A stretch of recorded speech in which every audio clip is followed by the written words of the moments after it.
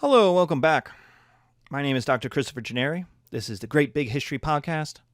Today we are going to talk about the Enlightenment and the state of human nature. What if we took the science and applied it to people? Could we understand people and societies? Do people and societies work like science and follow understandable rules of the universe? That's our question.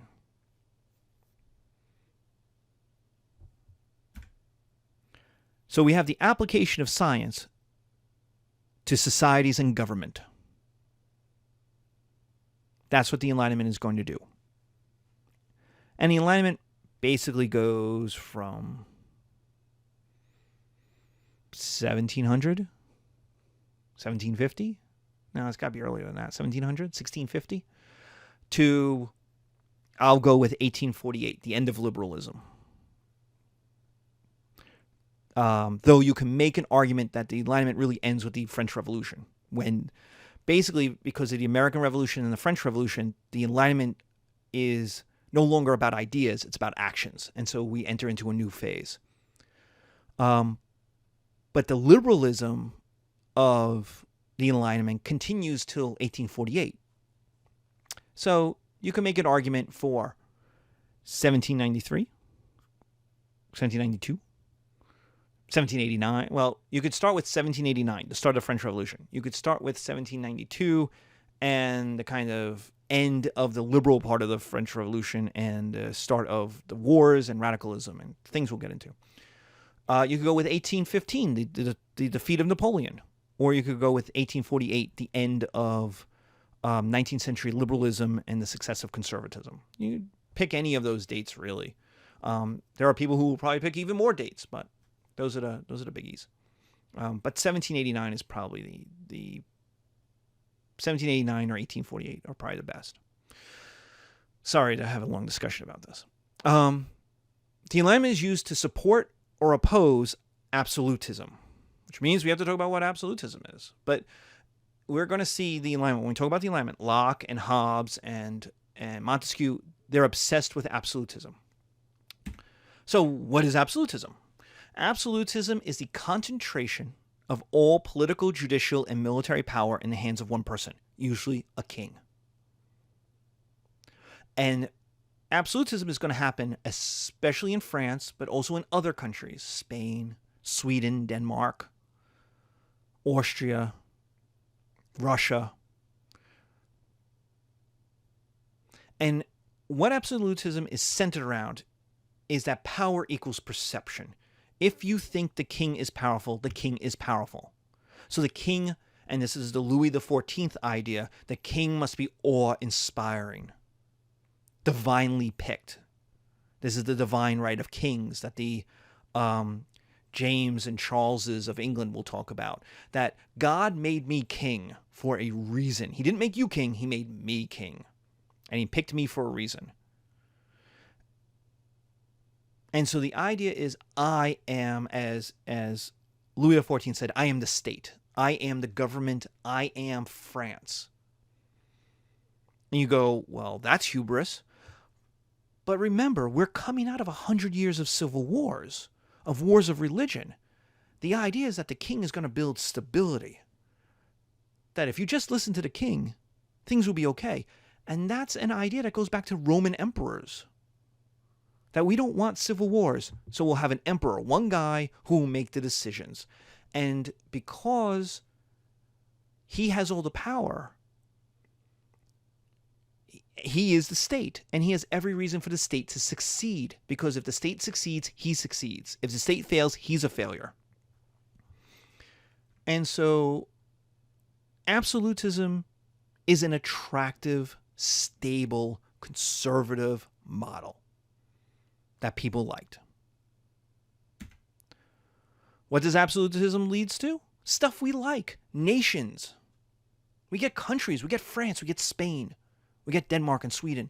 Local independent lords are smashed because they were the opposition. Remember when we talked about the Reformation and nobility revolted against their kings? Well, that proved that if they revolt, we have civil wars, so you smash them, and we get a country.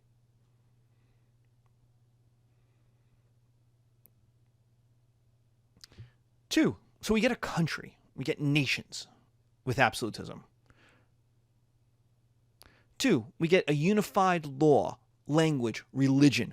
Now, all of those are going to be the kings. It's the king's law, the king's language, the king's religion. The kings of France are Catholic. France is Catholic. Done. The language of the kings is High French, Parisian French. Boom, that's French.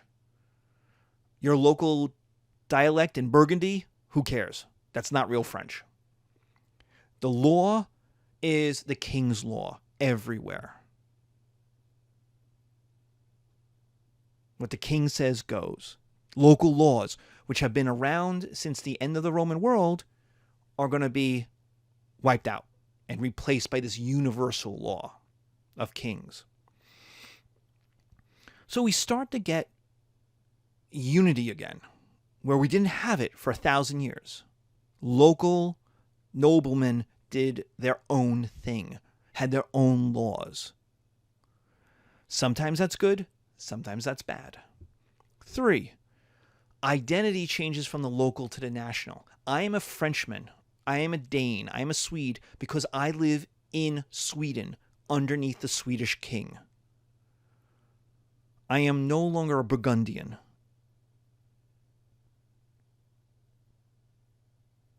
A Britannic from Brittany.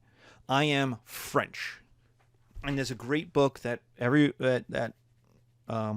we all read in graduate school called Turning Peasants into Frenchmen. And this is a change in identity. If you are a subject of the king, you're French. This is going to be true in England. You know, I am English. I have English rights because I have the English king. And that doesn't matter if I live in England or Scotland or America. The English laws, the English rights apply to me because I am a subject of the English king. And that was the identity. So your identity changes from local, which was what it was through all the Middle Ages, the local town, the local area, the local nobleman, to national. I am not a New Jerseyan. I am an American who happens to live in New Jersey. 4, national development of people and resources. Kings had an incentive to build roads, to build schools, to build churches, to build institutions that made them richer and their people richer and smarter. So you get the national development of people and resources. You start to get universities, national universities, that kings support. Kings are going to pour money into national universities. The largest, the most important university in Sweden was the University of Uppsala. It was started by Gustavus Adolphus. He's going to pour a lot of money into it to train and to create the next generation of leaders in Sweden. This is the most internal development, national development since the Romans. You get roads, you get the mail service. Why is mail important? Because it allows communication between the far parts of the kingdom. And if the government owns it, then there's no local problems that will break down that communication. You get schools, you get factories. You get, the government says, I need mines, I'll build mines. You work for me, or I'll invest in local mines and, make the percentage from it. They're going to build armies, which are going to suck in people from all over the country, put them together and mix them up. You get peasants carrying guns. You get cannon, all of which to pay for, you need taxes, which means government now needs to be able to get to people and say, give me money. In order to pay for stuff, pay for the roads, pay for the bridges, pay for the canals, pay for the army. So government needs more authority and more power to intervene in people's lives. It's the most since the Romans.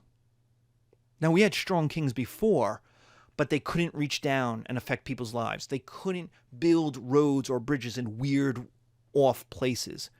They didn't have the resources. They didn't have the money. They had to rely on the local noblemen. They had to rely on the local elites. Now the king can do it himself, or queen. There's occasionally queens who can do it themselves.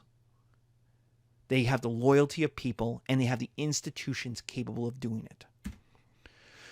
Success happens in most countries. As we talked about, the most powerful is King Louis XIV in France. I am the state, he said from Versailles, a giant palace he built outside of his capital. Why does that matter? It means he doesn't even have to be in his capital in order to run his country. The government is where the king is, and information will come to him.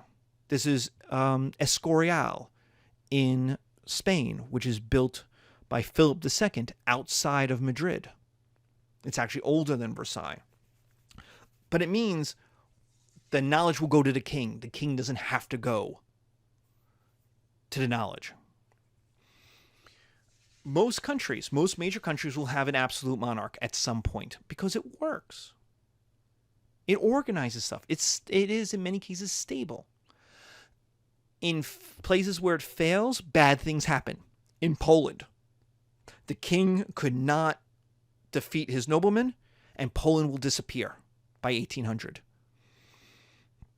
The king was too weak to make Poland into a unified state and keep it together. In fact, my book is about what's called the deluge, Deluge, which is first the Russians attacked Poland, and then the Swedes come in and kind of flood everything. Sweden conquered Western Poland for about 2-3 years. Poland ceased to exist as an independent country in 1655. There was, at the height, in October 1655, Charles X, my king, the king I have my dissertation on, was organizing a parliament of Polish noblemen in order to elect him king, a Swedish king to be elected king of Poland. So that tells you that the Polish kings were just too weak, and what happens is Poland will eventually be subsumed. It'll be absorbed by Prussia, by German Prussia, German Austria, and Russia. 2, England.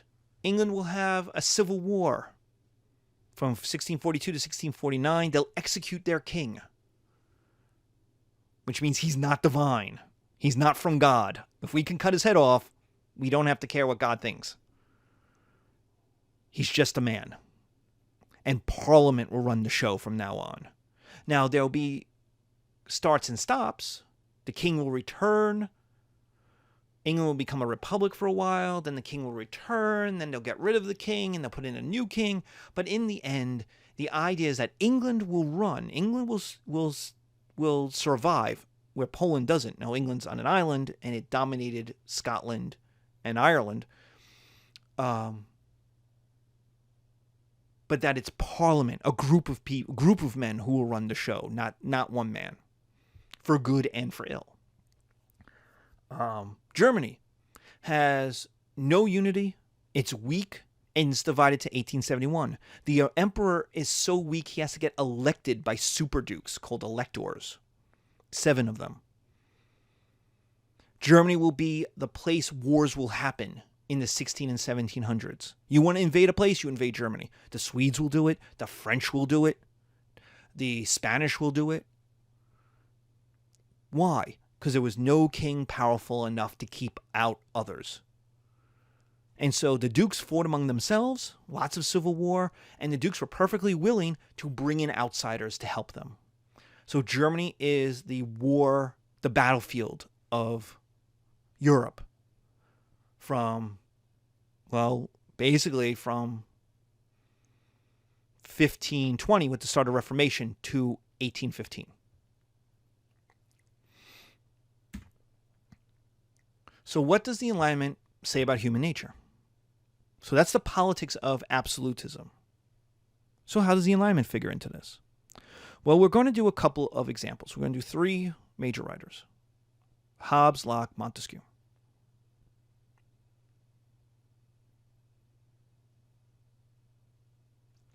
So let's start with Hobbes. Hobbes is going to write one of the most influential political books called Leviathan.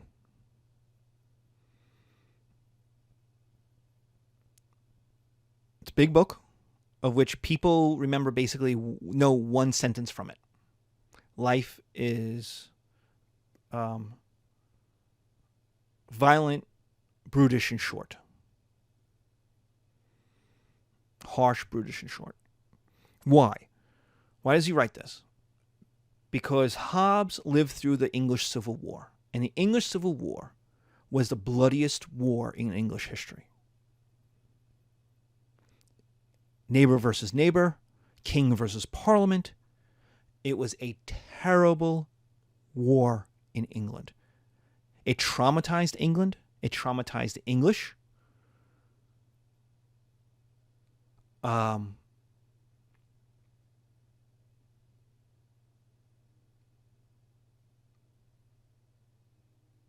And so Hobbes looks at this war where neighbors killed neighbors and comes to a conclusion. People are terrible. People are horrible. How do you know? Well, this is where the state of nature comes in. The state of nature is a thought experiment because you can't know what it is. It is, what are people like before civilization? And you go, oh, look at the nomads. Nah, you can't look at that because nomadic civilization is a civilization. What are people like when there are no rules, no organizations, no institutions? What are people like when they are by themselves, alone, and can do anything?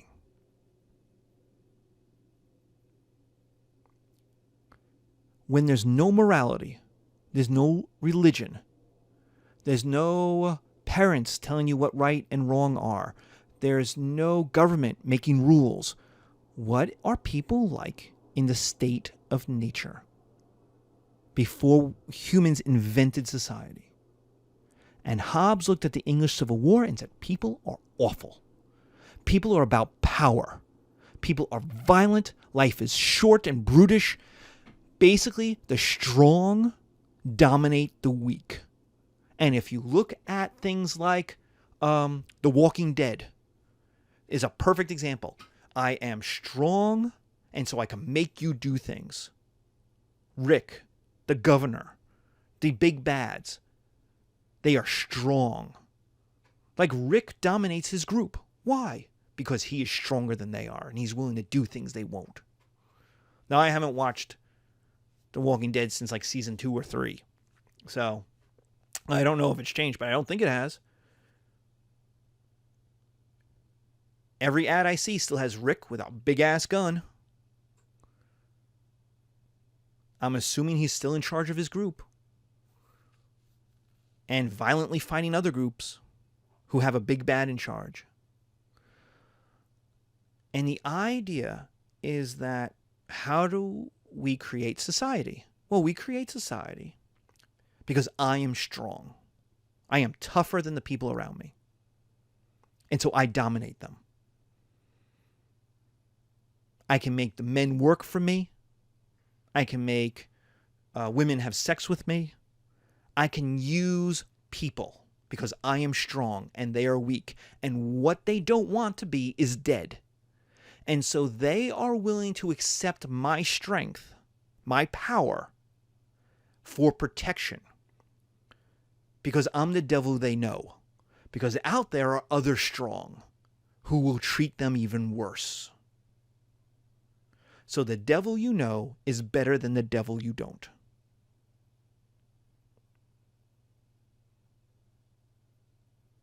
Think Saddam Hussein. We'll get there. But remember Saddam Hussein. Bad guy. Powerful guy. Violent dictator. Bad guy. But, and we'll get to the but. So the idea is that there's me, powerful guy, who dominates weak people around him. And the more powerful I am, the more weak people I can dominate. And in fact, people will allow me to dominate them because they want security. Think the governor in Walking Dead. People go to that society, and the governor says, I'm in charge. You do what I say. And if you don't, bad stuff is going to happen to you. And people say, cool. Are you going to protect me from giant-ass zombies and cannibal people? And he says, as long as you do what I say. Okay, cool. I'll give up my independence for security. Okay. But out there are other strong people. Other strong. Now, what happens when two strong meet? So I'm strong and I have my people I dominate, the weak. And I run into someone else who's strong. And he or she has people they dominate. We run into each other. Well, now we have options. We could fight each other to see who's strongest. That would be natural. If I kill that strong person, I get to dominate their weak people, his weak people. I absorb them. I become even stronger. Ha ha ha. I'm like Darth Vader.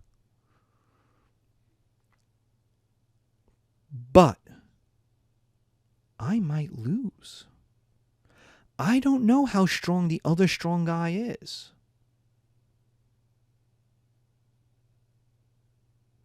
I might be the strongest one. But I don't know. And if I lose everything. I die, and all of the people I dominated are going to be sucked up by this other guy or other woman who's going to dominate them. I lose everything. Well, that sucks. So now we have a dilemma. We could fight. We should fight because we're violent guys. But neither one of us wants to lose. And so what Hobbes says is, these strong guys, me, I make an agreement. I go to the other strong guy and say, look, you do what you do whatever you want to do with your peasants, with your weak, and you let me do whatever I want to do with my weak. And we'll leave each other alone. And the guy says, great. I like that idea. Because I don't want to fight you either, because I might lose. And I say, great, I don't want to fight you, because I might lose. So cool. So we make a détente, D-E-T-E-N-T-E. We make an agreement. Now, hold on. What if we get into a fight? What if we get into a disagreement?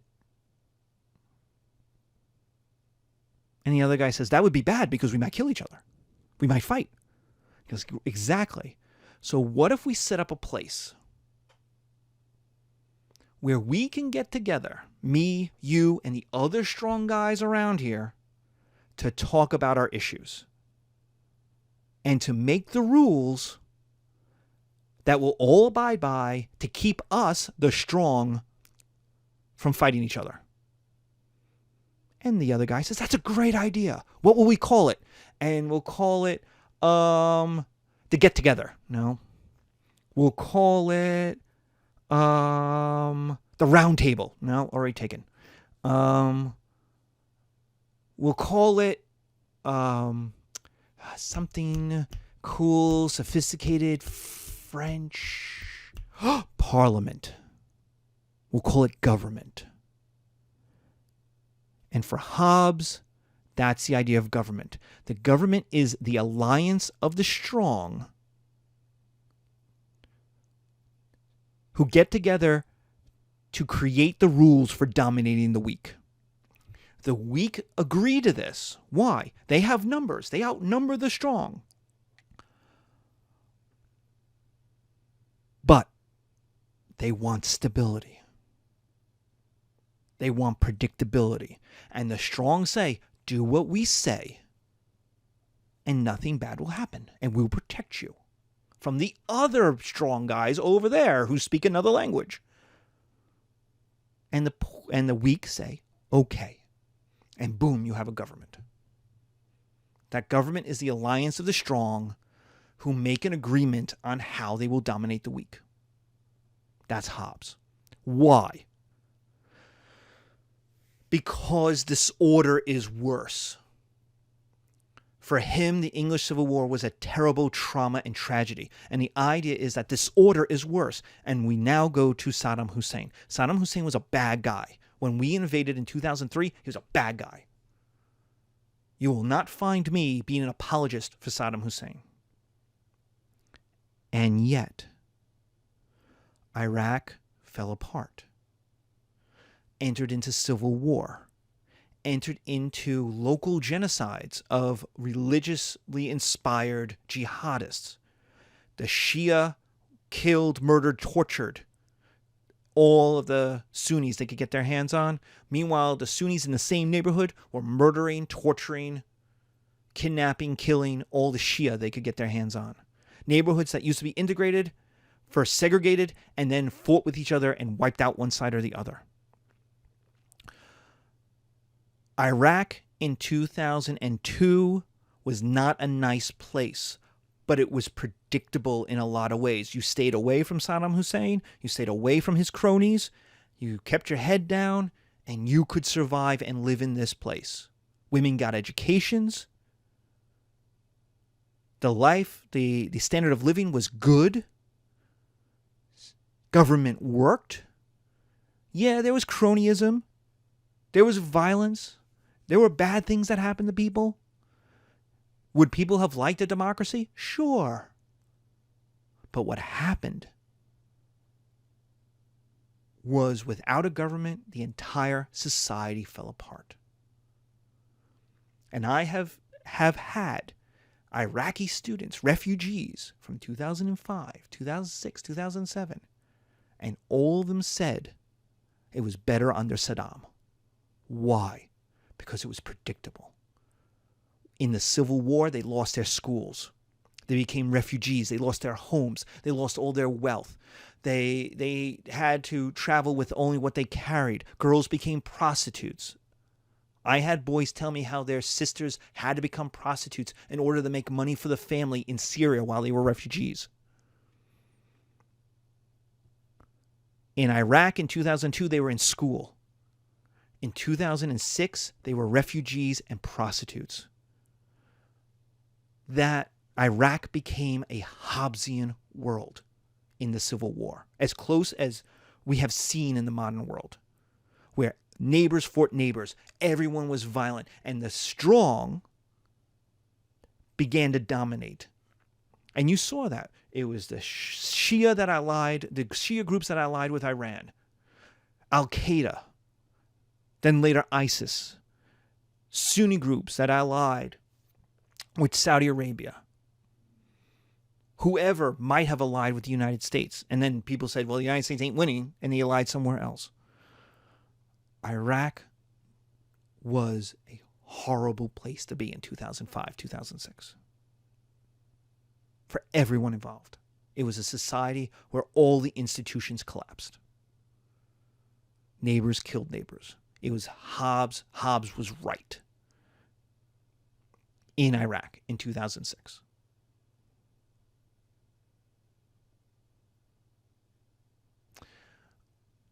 Saddam Hussein was a bad guy, and yet the Iraqis' life was better off with him than after him, because the disorder was worse.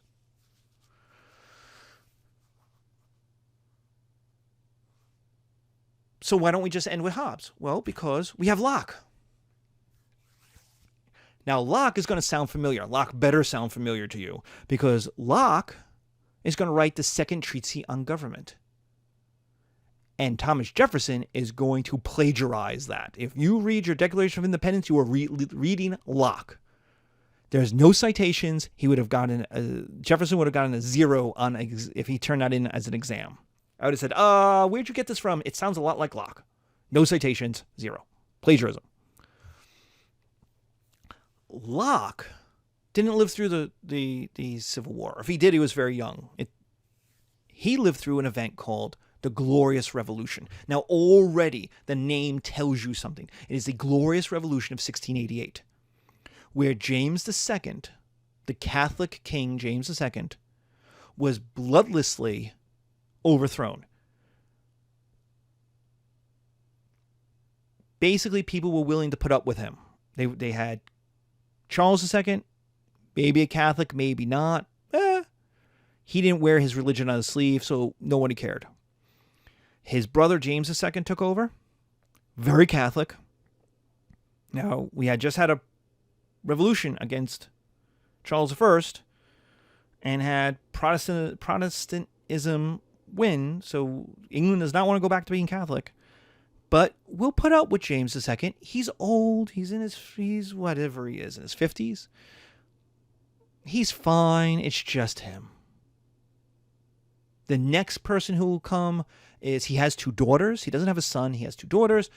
They're both Protestants. They're married to Protestant princes. We're cool. We're fine. The English Civil War was bad. We could put up with James. James ain't that bad. He's annoying, but he ain't that bad. And then he had a son. And he made that son Catholic. And basically Parliament knocked on his door. Hello, Mr. James, Mr. King. You have to leave now. And James said, I don't want to. I have an army. You can't make me. And Parliament said, yeah, that army is Protestant. They're not going to fight for you. And by the way, your son-in-law and daughter, the Duke of Orange in the Netherlands, William, he's on his way. He's going to land with a Dutch army, and he's going to put his daughter on the throne. He's going to put his wife on the throne. And we invited him. So do everybody a favor and just leave. And James II said, okay, that sucks, but okay. And he went to France. It's the Glorious Revolution. It was bloodless. The king left. William and Mary show up. Parliament gives them the power of being king and queen. It's awesome. So what does this say? What lesson did Locke take from this? That people are awesome. That people are great. That people are independent and can make decisions. People in the state of nature have rights, ability, and are awesome. But, and it's a big but, in the state of nature, when you're alone, you are awesome. Every decision you make is great, is right. The problem for Locke was people don't live alone. People live in societies. And what is right for me may not be right for everybody else. And so, yes, I am awesome and I have rights and I can do what I want because I make good choices. But you think the same thing about you. And so the idea is to live in society, we have to give up some of our rights. The 4-way stop sign is a perfect example of this. The 4-way stop sign is Locke in life that you deal with every day. What are the rules of a 4-way stop? First, you have to stop. Whether you want to or not, you have to stop at the stop sign. So I give up the right to just keep on going. Because if I keep on going and everybody keeps on going, we're going to have a massive car crash. And it's going to hurt lots of people. But I'm right. I make good decisions. So shouldn't I be allowed to go through the stop sign? That stop sign shouldn't apply to me. But it does. I give up my right to just go right on through in order to get everybody else. So we all stop. And so what's the rule? The first person who gets to the stop sign goes first. Great. Makes total sense. But what if everyone gets there at the same time? The person to your right should go.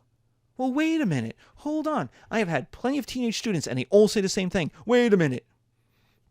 If the person to your right goes, then nobody will go. Exactly. The idea of that rule is that somebody other than you should go. That sooner or later people will figure it out and somebody will go. But the idea is you let somebody else go. You shouldn't go. That's the idea of that rule. That the person to your right, so we say but the idea is that somebody else goes. You don't go. You give up your right to go first for somebody else. I am awesome and I am right, and you are awesome and you are right. But when we get together, we have to give up rights in order to get along.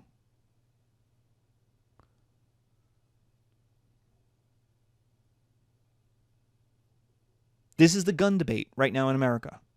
It's a Lockean debate. Because gun rights advocates, especially open carry people, say, I have the right to carry my weapon, my machine gun, wherever I am. I want to go to Chipotle. I want to bring my AK-47 with me. I have that right. That's true. They do. They also have the law on their side in many states that say, you go to Chipotle, you can bring your semi-automatic gun with your blocks on it so that you can shoot your entire magazine of 30, 40 rounds, 50 rounds in 5 seconds. You can do it. But should you? And this is where Locke comes in. Locke would say, no, you shouldn't. Because if you do it, then you force other people to do it. And if other people do it, then the likelihood of something bad happening goes up. And the idea is, yes, you have the right, but you should give up that right to be able to have a nice meal in Chipotle, and so nobody else is scared of you. You say, but I'm right, I'm good, I'm not going to shoot anybody. But nobody knows that when you show up with a machine gun. You automatically become the problem, not the solution to problems. Because everybody without a gun goes, wait a minute, why do you have a gun? And so in Europe, in Asia, in Australia, New Zealand, the solution was, in a lot of places, you can own a gun. You keep it at home, in a safe, under rules and regulations. And we're going to keep a database about who has guns and who doesn't have guns. And you're going to give up some of your rights to use that weapon in order for other people to give up that right.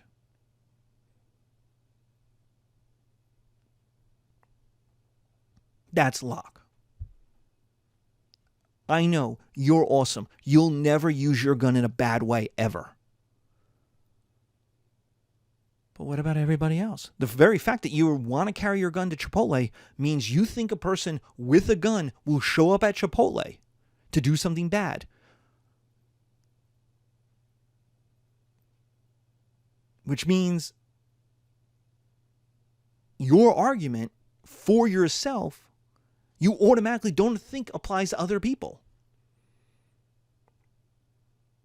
You see how this gets complicated real fast. But it's the problem of the commons, which we talked about in History 101. It's the idea that what's good for you may not be good for society.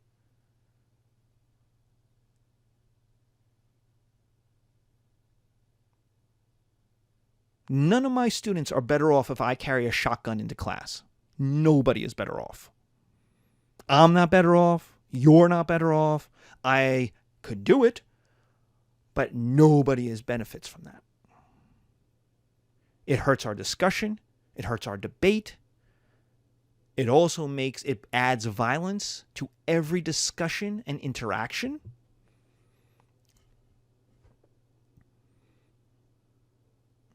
Right? You want to walk up to me and tell me I'm wrong and I'm a this and I'm a that because of my grading? All right, but I have a shotgun. You have to respect that shotgun. That changes our discussion. Now, I know I'm awesome and I'm right.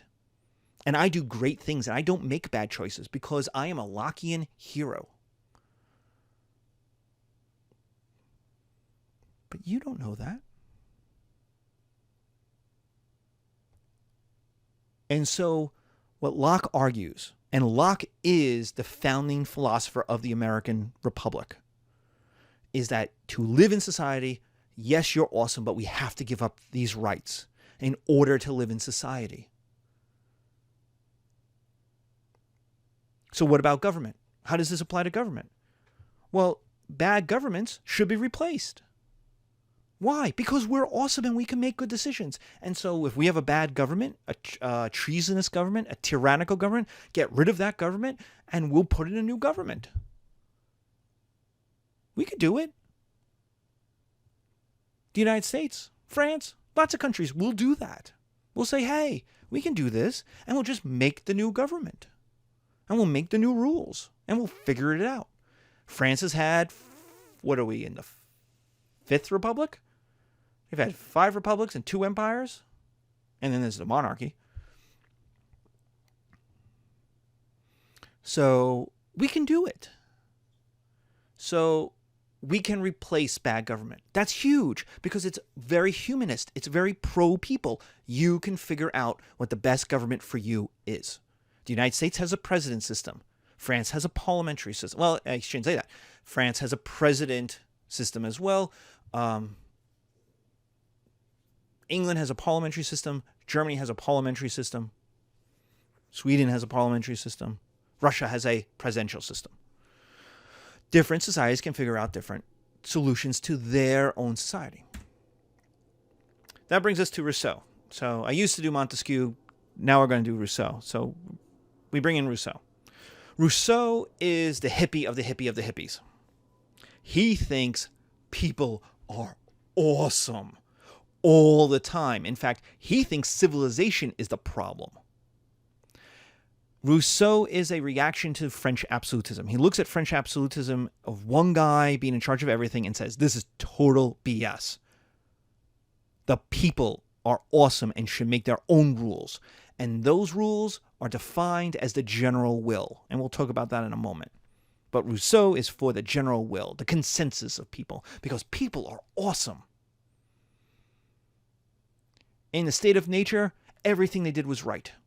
When they hung out together, they hung out in groups and like good old hippies on a commune. They got along together and it was wonderful. They shared. There was no ownership. It's like a John Lennon song. There's no religion. There's no countries. There's no any possessions. There's just is. And it's civilization and rules that screw it all up. This is Foucault, who's a French philosopher of the 70s, who talks about the imperialism of words. That simple words are used by groups to dominate peoples.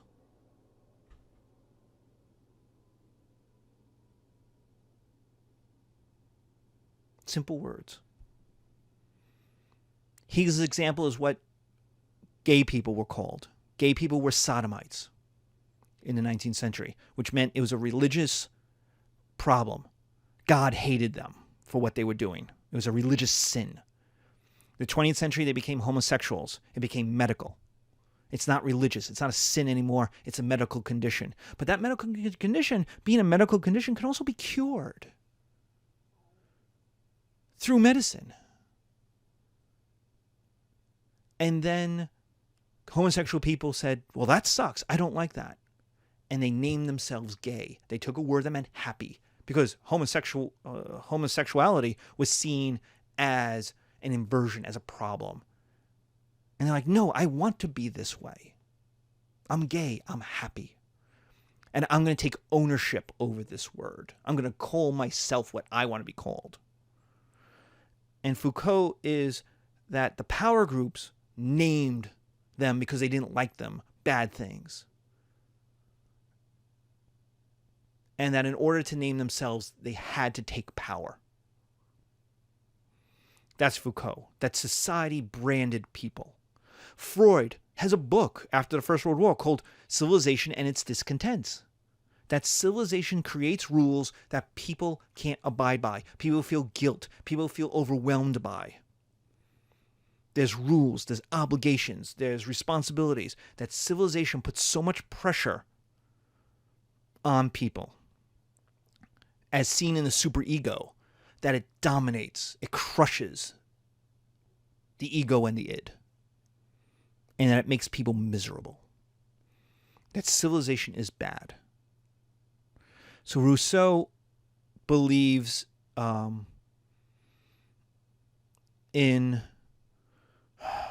has a saying like, all men are born free but live in chains. It's the idea that society, rules, regulations. There's a song by Harry Chapin, Chapin, about colors, and how when a kid draws, he just makes the art he wants to make, and he just draws colors everywhere, and he's happy with it. And then the teacher, because there's always teachers, come along and say, but you're drawing outside the lines. You're not drawing greens. Flowers are not blue, or flowers are not this color. Grass is green. Grass isn't blue. And that what that does is it dominates people's freedom. So what Rousseau says is we should have the general will. All rules should be the general will. We should all get together, and the general will is the organic decision of what people accept.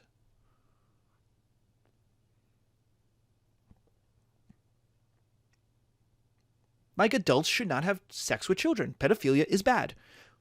That's the general will. Are there some people who say, no, we should totally do that? Yes.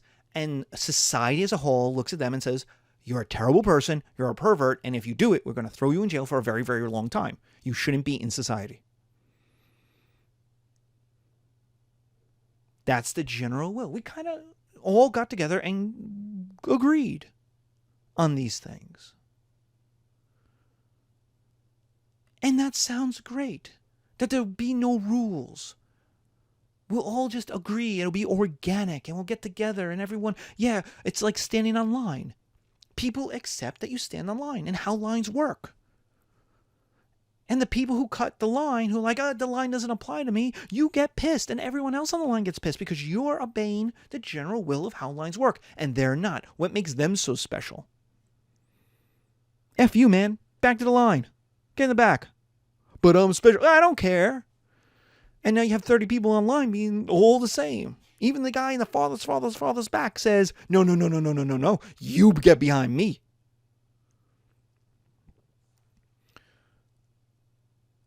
And so he also believes in what becomes known as the noble savage. And we see this in books like Brave New World and Robinson Crusoe. Men who live outside of rules will succeed, will be better, won't have all of the weight on them. The noble savage. The noble savage goes as far back as the first story ever written in Gilgamesh, where Enkidu is enslaved by society by the love/sex of a woman. Like, he's fine. He's doing whatever he wants. He's independent. He's Adam. And it's then being brought into society that ruins him.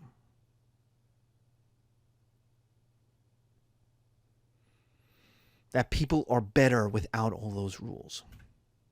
So, now there's a problem with the general will. And what is that problem? That problem is, what about things that are contentious, controversial? Rousseau doesn't have an answer to that. He just kind of says, well, you'll figure it out. Well, abortion is a perfect example of this.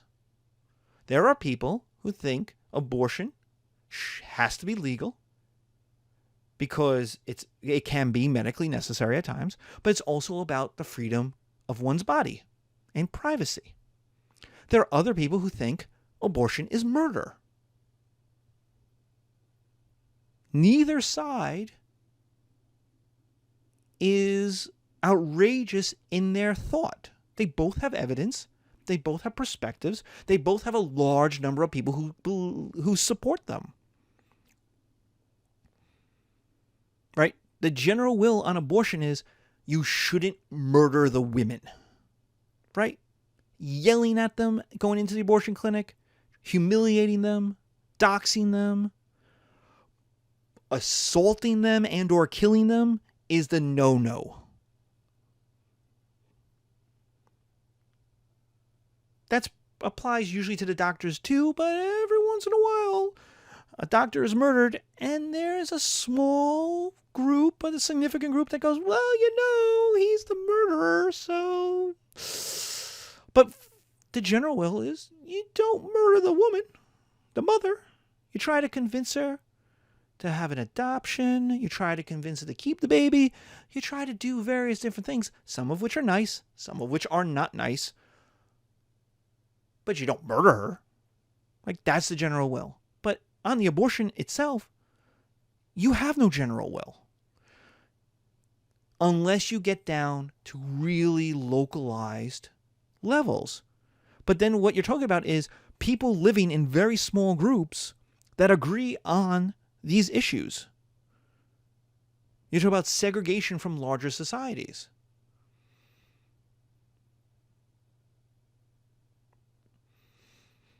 Now, there's arguments that American society has begun to do this over the last, say, 30 years, that conservatives are starting to live with conservatives and liberals are starting to live with liberals and people are moving to areas.